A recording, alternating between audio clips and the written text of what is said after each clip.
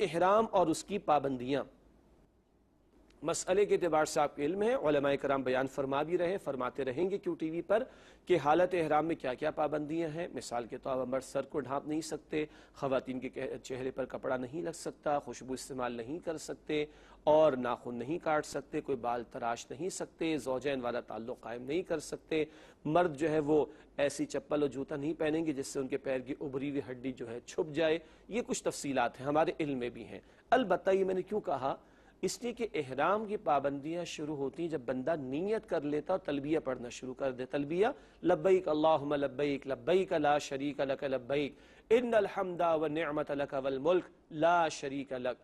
تو جب نیت کر لی جاتی ہے اور تلبیہ پڑھنا شروع کر دیتے تو نیت کرنے کے ساتھ یہ احرام کی پابندیاں شروع ہوتی ہیں۔